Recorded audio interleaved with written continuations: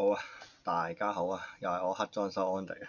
咁咧今日就較早時間啦，咁啊文女就喺呢個格蘭道嗰邊個群組啦，就 send 咗幾段錄音出嚟啦，就敘述翻佢同黃師傅喺嗰個中間個過程上究竟嗰個內容係點樣啦？究竟當時阿黃師傅喺對大眾時候講話欣賞文女而請佢，到最後點解會炒佢嘅內情係點樣呢？咁就有幾段錄音就公開咗出嚟啦。咁我亦都有聽咗嗰段錄音嘅。咁如果未聽嘅朋友可以接住嚟就聽下呢一段，喺呢段片裏面聽下佢嘅錄音係點樣。咁去睇一聽究竟係黃師傅當初講嘅嘢同文女講嘅嘢，邊一個有嗰個問題存在呢？咁樣。你睇翻張紙，我叫你做，你讀一次，你寫低話俾我聽。整理跟進報告給黃師傅知，邊啲做咗嘅，邊啲未做嘅。我咁樣指示你嘅咩？我咁樣指示你㗎？文女，冇屈我喎。不如我再講一次你聽，我指示你咩好冇？好啊，唔好意思。我叫你喺電話叫你，我叫你寫低。嗰刻幾時可以交到貨？10月唔知4號或者6號，我唔記得咗，可唔可以交貨啫？我講得啱唔啱？我講得啱唔啱？我問你，因為人客人問我，我要答人嘅。我唔係答人哋做呢啲嘢，我係答人交唔交到貨啫。客人同我講，係咪咪？客人唔理我呢個過程嘅。客人打翻俾你好簡單，等於你係客，黃師傅，我後月10號交貨，你交唔交到貨？我唔得答啊！嗱，我而家咧就做緊乜？我做緊乜？唔好意思啊！我唔係要呢啲，我已經好 short cut 話咗俾你聽，我淨係知道結果，我就叫你俾個結果我得唔得？唔使我去查，你同我去查晒，你然後話個結果我聽，結果得唔得啫？唔得嘅。唔係啊，我係咪咁㗎？係咪咁指示你先？係定唔係先？我唔知點解你叫第二樣嘢，原來你寫，原來你連中文唔識聽之餘，寫住叫你每個字寫，你都同我寫錯。我要結果啊，得唔得啊？交唔交到貨啊？俾1日時間你去查啊。跟住我同你講個過程，我唔理你嘅，你就話俾我聽，你幾時交貨？甚至乎你話聽，阿黃師傅10月交唔到貨，要10月15號先交到貨都得嘅，因為我要同個 answer 俾個 answer 個客人啊。唔係睇呢啲啊，文女，你玩我啊！你玩到我盡啊！即係話俾我聽，唔係我啱唔啱先？我係咪真係咁指示你先？我都話啦，我話埋你聽，你可以10月15號都得嘅，幾多號你話俾我聽，我有個準備同人哋，或者我罰錢又好賠錢又好，我都知嘛。我就係想知呢樣啫嘛。你講呢啲俾我鬧之餘，我係唔想知你嘅。我唔係太記得你電話邊係咪同我講日子，但係呢，琴日我都同客人溝通咗啦。其實呢，呢個何小姐呢，佢個最大嘅問題就係因為佢買咗個床褥，而個床褥呢，佢最 last day 嘅送貨日子都係10月4號嘅，所以呢，其實佢係想知道10月4號可唔可以真係送到上佢嘅單位嗰度。你係咪好似好撚詳細啊？講到你識唔識得我個中文啊？我係咪同你講得好清楚啊？阿文女，我淨係問你10月4號或者6號可唔可以交貨，係咪啊？睇唔睇呢啲中文字啊？我唔記得你係咪？唔係而家講。係依家係咁啊。係咪咁講？係依家係咁樣講。我都話啦，甚至乎我已經教過喺指示你，你話10月15號都得，話幾多號都得，俾個日子我啫。係。淨係呢日交，如果交到嘅 OK 啦，交唔到我想知道幾時交到啫嘛。你咁撚多嘢解釋俾我做乜撚嘢啫？你有冇搞錯啊你？我點對你好咧？應該你好慘，我又好慘。你同我講嗱，我講複述一次你就啱啱答，好似答橫答啊。其實黃師傅，我做咗嘢㗎啦，我同阿咩小姐講咗㗎啦。其實我最緊要咧，將件肉咧10月4號咧就送唔送到嚟嘅啫。所以你唔使理我同佢嘅問題。點知你就撩埋個客，哎呀！我真係好彩，你就冇今次就冇撩起個客啫。嗱，真心講，好低冇呢樣，我已經俾埋碟，進咗工退咗手，你俾個答案我啫，我就係要求答案。我係老闆知道結果嘅啫。係。我唔知道你哋點做，或者你哋開嘢又好，唔開嘢又好，或者10個人去做又好，我唔 care 呢度啊。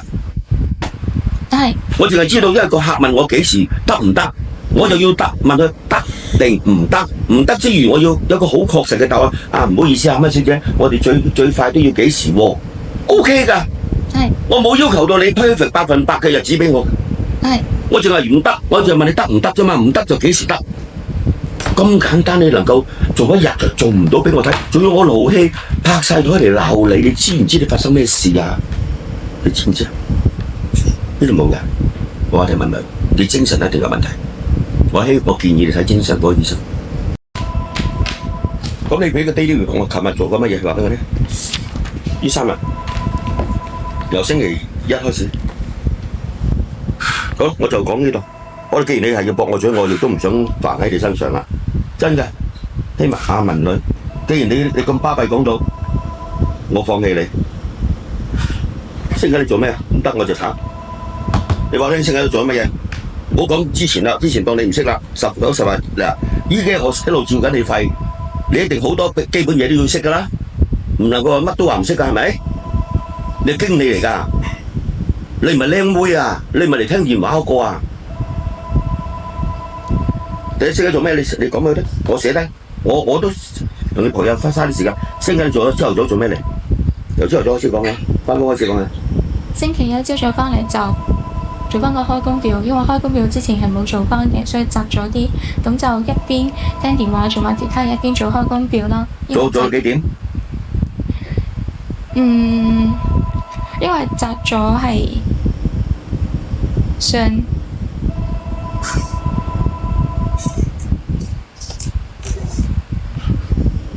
大概做到係夜晚嘅，因為睇呢度記錄，我有冇叫你扎低你做過乜嘢？做到幾點鐘到幾點鐘有冇扎時間啊？記唔記得？有定冇？有嘅。即係冇啦，冇扎時間咧，自己得。第二樣跟住做乜嘢？好啦，唔使講，唔好解釋啦，我唔想聽解釋3個時間。嗱，10點就嚟，講到今晚都講唔完啦，同你咁講法。好，第二樣做乜嘢？第二樣咧就跟翻辦公室，所以我平時做嘅嘢聽電話啦。即係聽電話啦。係啦，有客人上到嚟就招呼客人啦。客人想咧有啲咩問題就幫佢解決啦。你解決你解決咗唔係啊？咁你聽咗幾多個電話？我想知道既然係咁講。聽電話，聽到幾個電話？幾點鐘聽到幾點鐘啊？又聽一日。OK，咁跟住咧就協助客人啦，係咪啊？係。登記啦，登記客人好冇？當你登記客人都好。客人啦，有幾多個客人嗰日？做咗幾多客人？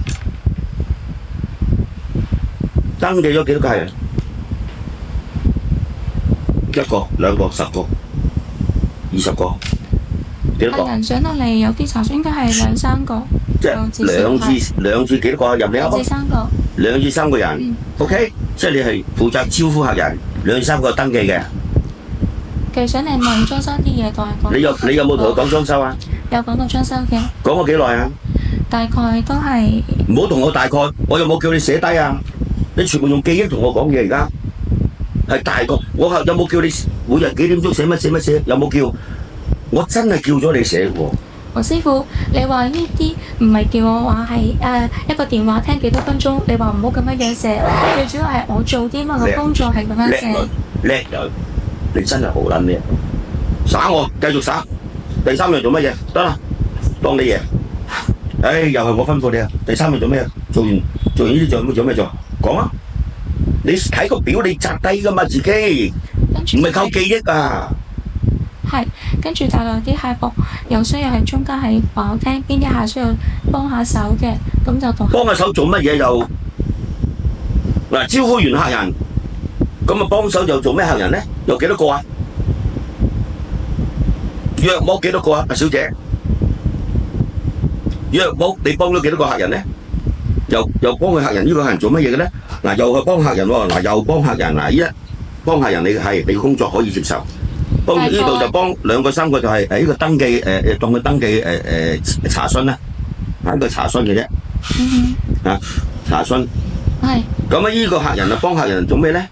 就跟翻大我個現時，即係佢同講翻個客人可能有啲咩問題，需要幫手溝通翻。咁大概都有5至7、8個嘅。5至7、8個。係啦，而家實際幾多個冇數到。即係我冇指示你寫低，因為所以你就唔記得咗啦。所以而家你睇，我見你睇都冇睇本簿嘅。你俾本簿我哋睇下摘咗咩字好冇？你唔好咁樣，你俾本簿我睇你摘咗乜嘢得㗎啦。可以。嗱，我就睇到9至10，唔知寫乜。今日呢段時間咧就咩啊？呢個係9月21號。開工表。係啦。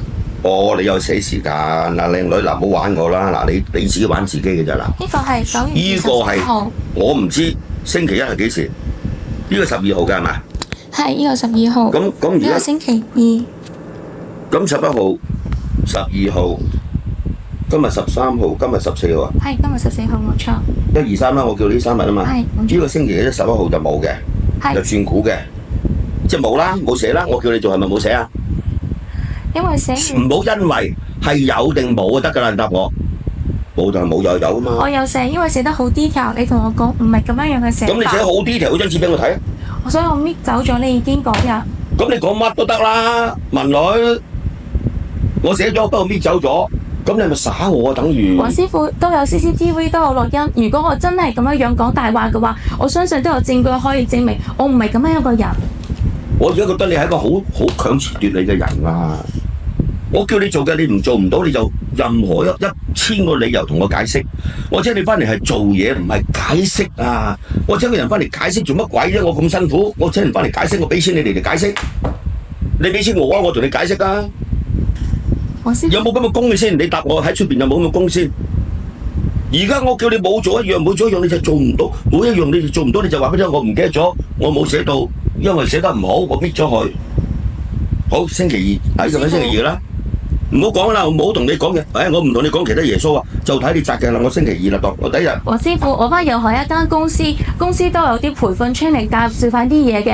呢間公司我翻。我22000蚊請你翻嚟 training 你乜嘢啊？究竟我已經 train 緊你啦。我真係唔熟一學，好多料我都唔識，我都用自己嘅方法嘗試去慢慢去了解翻，我先至行得順啲嘢，啱唔啱？同埋黃師傅。你真係想我即炒你？黃師傅。你想我再講我哋即炒你？你即係話我乜嘢都唔關你事，係我問題，我傻嘅。我係話我傻嘅。要時間。我俾1年時間你係22000蚊個月，我跟住9月晚好心機提醒你，叫你睇下你每日做過啲乜嘢，等你知道你做過啲乜嘢，你就答都唔答正我。不過好忙啊，因為冇翻工啊，又要出糧啊，出糧係幾時出㗎？你答我，出糧係夜晚出定朝頭早出咧？出糧係日頭出定夜晚出？夜晚出，但朝早朝頭早9點6點你就已經出糧咩？唔係，但嗰一日要做翻舊時冇做到嘅開工記錄，同埋得啦。嗰日有得我一個。唔好同我講耶穌啦，你日日就做開工記錄。而家你最簡單嘅任務就做開工記錄。同埋嗰一日都有客人諮詢上嚟問啲嘢，我都去做翻辦公室應該要做嘅嘢嘅。而嗰啲咁詳細嘅記錄，我真係冇時間係摘低，啱唔啱？因為本身9月11號我摘低好長。唔緊要，呢度你係咪你摘㗎？呢度係摘低咗。咁你做過乜嘢啊？我都睇唔到你做過乜嘢，其實你一樣摘到㗎。因為你一樣摘到㗎。係因為你同我講寫重點，咁我咪寫重點。重點係乜嘢啊？呢段時間重點係乜嘢啊？你寫。因為你話同我工作。呢個重點係點咧？就開工表。係啦。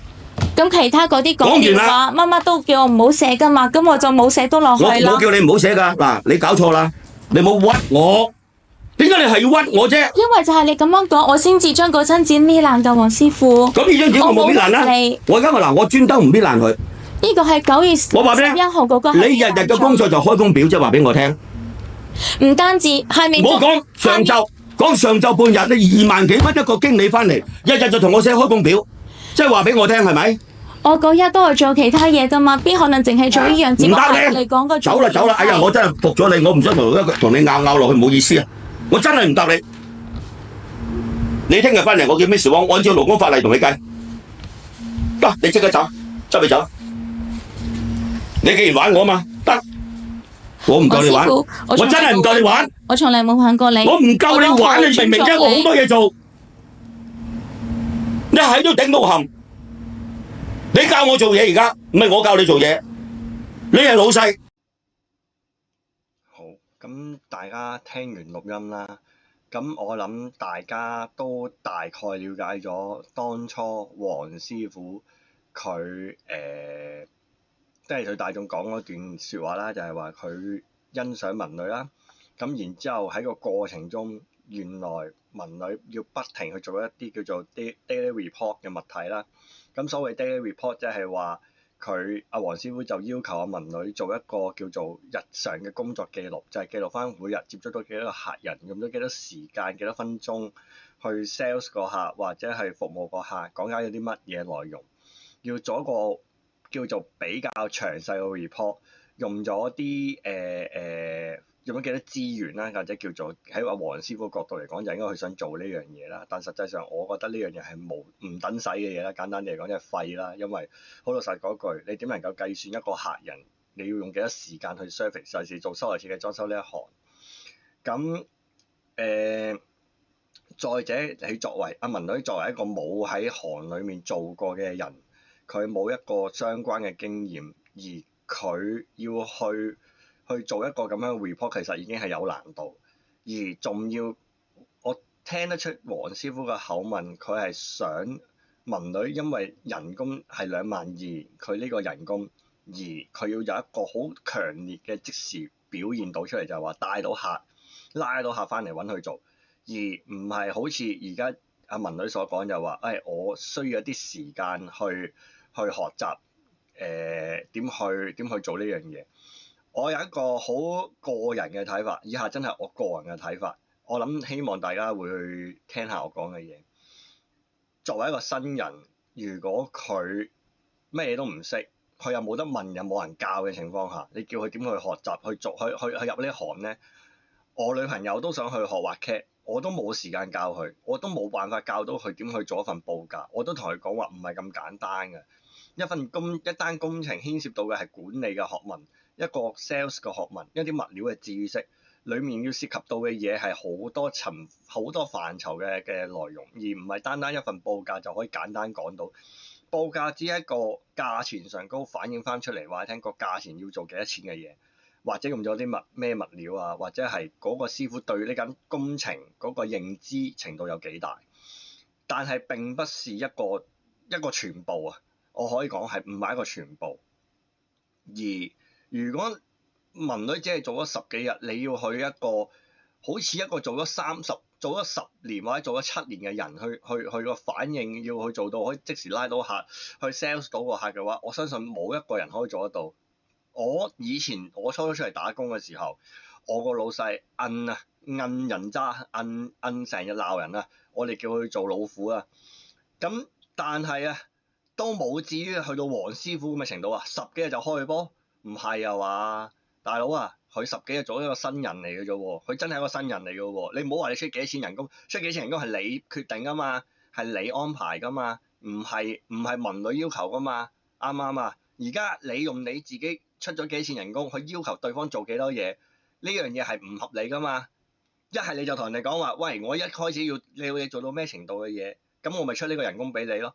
咁你要講得清清楚楚嘅，咁人哋會考慮自己仲應唔應付得到呢個問題啊嘛，而唔係你一埋嚟就嚼人哋又話，喂，我出咁高人工俾你喎，你唔係咁樣對我啊？話呢啲咁嘅説話，作為一個老細啊，都唔應該講啦，係咪啊？咁再者就係話，喂，文女佢都要時間適應你公司嘅文化啦，係咪？佢睇你 YouTube 片認識你啫，唔係入你公司做啊嘛，佢唔係喺你公司湊大噶嘛，啱唔啱啊？你估個個都40年裝修，好似你一手睇住佢大，一手睇住佢壞咁樣啦？唔係噶嘛。咁你自己都唔知自己做緊乜嘢，就係其實諗住刁難人哋。聽得出裡面嘅內容根本就係為咗想揾個位置入去位，搶炒人哋，想令到佢覺得難堪難受。成件事根本唔係為你想做嘅嘢而做，根本就係諗一個藉口啊！我真係要講句，用一個藉口啊，去針對一個新嚟嘅人啊，而目的係為咩？我唔知啦。或者係楊芳咁樣啦，阿昌哥咁樣講啦，你係初咗口爽爽請咗人哋，後期發覺哇2萬幾蚊好重皮費喎，喂，請個人翻嚟，梗係要即刻有生意啦，係咪先？冇生意嘅，我請你翻嚟做咩啊？你明唔明啊？即係佢一開始就諗住咁樣，然之後覺得喂10日喎都冇新單翻嚟喎，哇咁唔得啦，我即刻要斬纜啦！即係你作為一個老細，我諗如果你冇嗰個能力，你就不如接咗佢啦，真心噶喎！間公司做到咁樣，要為咗請一個人翻嚟10幾日就炒人哋，有冇必要咁樣做啊？人哋有個阿媽要照顧，你請人哋翻嚟，人哋為咗你份工犧牲2份工。去入你公司做，係因為佢相信你嘅，係真係相信你嘅，你能夠幫佢嘅，而唔係你諗住嚟玩佢嘅，唔係諗住嚟砌佢生豬肉啊，唔係諗住係屈佢做一啲叫做莫須有嘅罪名俾佢啊！哇！呢啲我真係聽到悶啊，大佬，我呢啲真係我個人諗法。如果你話黃師傅因為呢一段內容而受到所有香港嘅人啊，去針對嘅話，我唔介意我唔介意出律師信揾我多錢好同你玩啊！我絕對唔介意啊！真心㗎，你做得出怕咩啫？係咪先？大家都係開設計公，大家都係開裝修公司開設計嘅，係咪先？你做得出，我同你一齊，我唔介意陪你玩落去啊！係咪先？我冇乜錢嘅，我真心我唔好似香港咁多 job，但係我聽到嗰啲錄音啊，我都覺得一個正常人都講唔出咁嘅説話啦。何況你係一個老細啊！喂，老細你作為一個你有經驗嘅人啊 ，more experience 啊，即係你係行內 professional 㗎，應該係，即係你至少你做咗一個專業嘅表現俾人哋啊！而家你啊真係惡不群啊，真係啊！喺人面前你係謙謙君子啊，但係喺背後你插人2刀啊，仲要係專傷自己人啊！即係呢啲就係我以上我個人嘅睇法咯。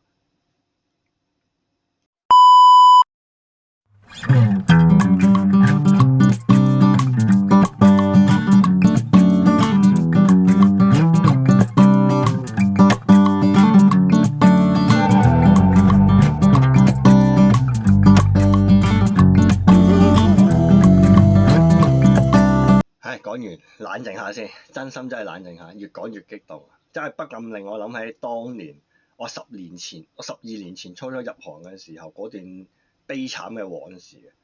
我係初入行嘅時候，我係冇諗過會入一間公司，我每次入會議室係要攞住支鉛筆拮住大髀去同個老細傾偈，因為每一次老細都會有一啲叫做不合理嘅原因去同你磨啊，去同你講話你做得唔啱，你做得錯。其實作為一個打工仔，係唔會去特登同個老細刁難嘅，真心咁講。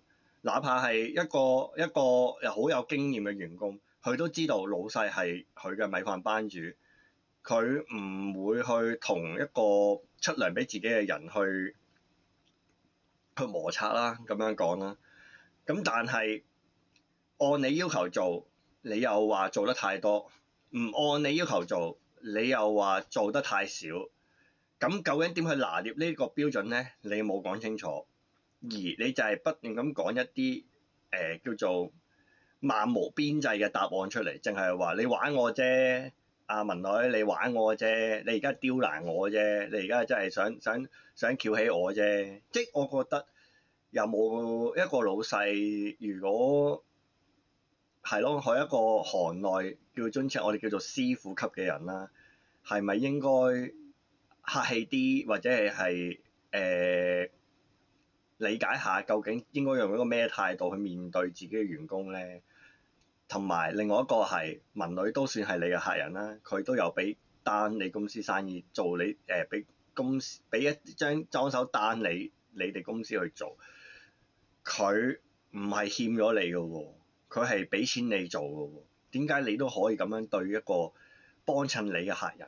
而你喺各大平台上高，唔好話各大啊，我都講得多咗啊！你淨係 YouTube 平台上高成日扮到啊，又要濟世為懷，又要拯救難民嘅片，我又見唔到結果係點樣啦，好多我都見唔到啦。但係為咗博流量去講點去幫人啊，你點去幫人嘅片我就睇唔少啦，但係永遠都有頭冇尾嘅。